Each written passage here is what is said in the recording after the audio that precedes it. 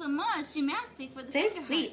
part. Ice cream, so sweet. Thanks for the rose. Hey, GG, man. Hey, Fire. thanks for the rose. Spicy. Thank you for the Thank you for the heartbeat. Ooh, I heartbeat. Thank you for the ice cream. Sebastian, with the rose. The corn smells so good. I am not Smells a so robot. good. What the frick even is that? What in the flip is even that? He even got NLE Chopper doing this, which is rather funny to see. I think I'm a good 10 months late to this trend, but listen, I don't have TikTok and I don't use shorts. These very artistic minds make a flip ton of money doing this. Why? I couldn't tell you. I have no idea. I've no clue. But nonetheless, this is a fantastic example of low IQ people making a lot of money online. Throughout most of history, you've always kind of needed a level of intellectual awareness and intelligence in order to make money and become successful. However, now we're in the year 2024 and not even a speckle of intelligence is needed to make a living. I don't even have to name any online personalities for you to know what I'm talking about. In this video, we'll be discussing not only why these people pop off online, but more specifically how lower IQ individuals are more likely to become successful in most business ventures. Specifically in the most modern business models like streaming and having some sort of online persona. There is clearly a huge market right now for authentically mockable people. People who can just be themselves online and make other people feel better because, well, they're not as special as them. Of course, seeing clips of a guy bark at a screen, act as though he's just escaped from some sort of mental institution is not only funny and entertaining to watch, but it also creates a sense of superiority to this person. When this person is in character, all stream, every stream, it's very self-validating to just sit back, watch, and laugh and think, what a twat. A lot of these lower IQ streamers also just have very fun personalities that other people enjoy watching. A lot of their autistic energy is very relatable to a lot of people who maybe also have, you know, a similar sort of special energy to them, because I think we all do. But the fact that this streamer is, you know, showing it can make that person feel comfortable when they're watching and they're like, oh, I kind of like that too, right? Along with this, we already know that there is a global attention crisis going on and has been going on, and so obviously that sort of plays into this too. So we can understand why, but how even non-YouTubers and streamers who are less intellectual than you get rich easier than you. It's simple. Dumb people think less. If you're the kind of man watching these videos, you're likely a very deep thinker. You probably think far into everything and are often drowning in just how much you're thinking about. This is a downside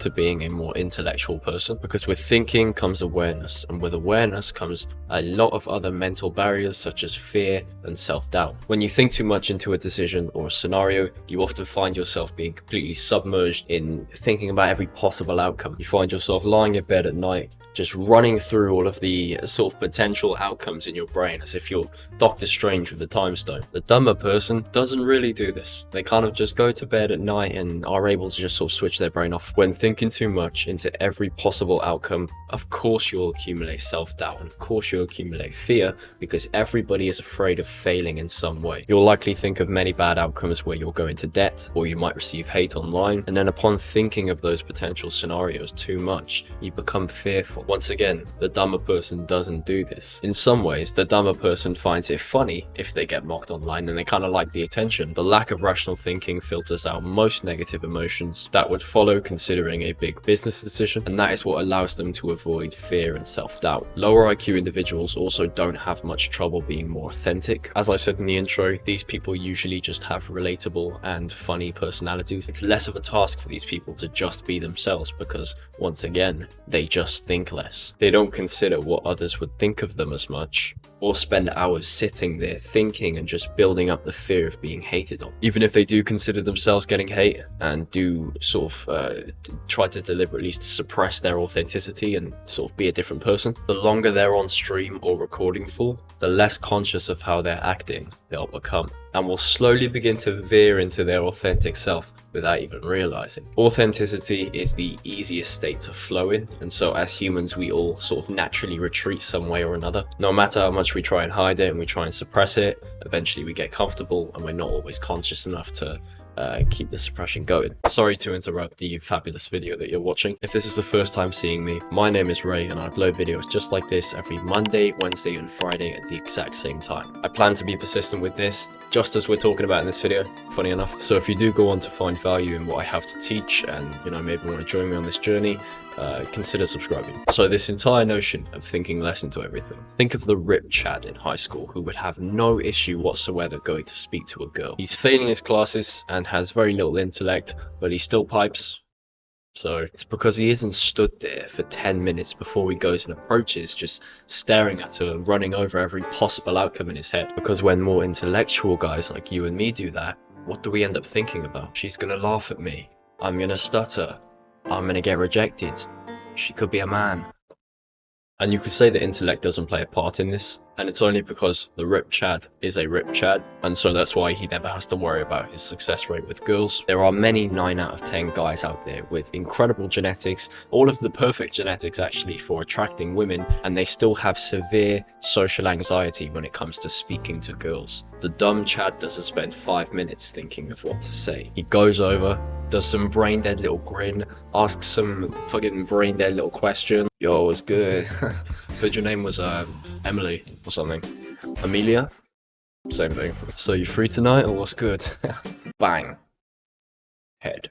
We'll use the same example for guys in the gym. You'll often see a bunch of huge, more experienced guys in the gym who you have one conversation with and realize that they can't even articulate or string together a single sentence. You ask them what their split is and they give you some brain dead answer. You can imagine some like huge Russian motherfucker just answers like, I train whatever muscle feel little. That was probably more Scouse than it was Russian. That wasn't Russian. That was whatever Russian is backwards. And the thing is, these guys are huge. I'm not telling you to neglect science when it comes to working out, but it is just something to think about, right? How these huge guys just go in with 2 brain cells, lift heavy circle, eat food, grow. Imagine applying this brain smoothness to your work. Every piece of business advice tells us that 10,000 hours spent in anything is how you achieve mastery, and that persistency will prevail, and those things are true. So why don't everybody just do it then? Why aren't we all millionaires, right? Because it's not easy to go 10,000 hours without a single mental doubt. In fact, some would say, and I would say, and everyone actually would say, it's freaking impossible. Or some other type of, mental barrier that you can always just persist through. For lower IQ individuals, they simply create less mental barriers along this journey and are able to persist far easier and quicker than the person who autistically calculates every possible universe. Consciousness holds consistency because being able to not only notice, process and think about your lack of progress or potential failures causes incredible amotivation. The more intellectual person is far more likely to spend more time making moves, struggle more with persistency through the hard bits, and quit or not even start due to pressure and overthinking. The lesser intellectual person is far more likely to spend less time making moves, persist through difficulties, slip back into authenticity, and avoid quitting or question much less when starting. Moral of the video here: be dumb. In all seriousness, use this video to just sort of spring to awareness whenever you're being too aware, I suppose. Money isn't everything, and I believe that if you were to level up the skill of being able to overcome your destructive fears through intellectuality, you'll make even more than anybody who lacks your intellect ever could. Maybe being a bit more smooth in the brain would financially benefit you right now as an overthinker, but it definitely wouldn't allow you to be a good leader, a rational man, and certainly wouldn't allow you to choose a lovely woman and have a healthy, emotionally intelligent relationship with her, and even friends and family too. Being intellectual is a blessing, and you should always be striving to level that up. Just learn to switch your brain off when you find yourself overthinking. Click the video that pops up at the end, or I will... Biggie, oink oink. Oh no, a bomb. Oh no, a bomb. Oh damn, there's a lightning strike that's coming to hit me on the head. Bye.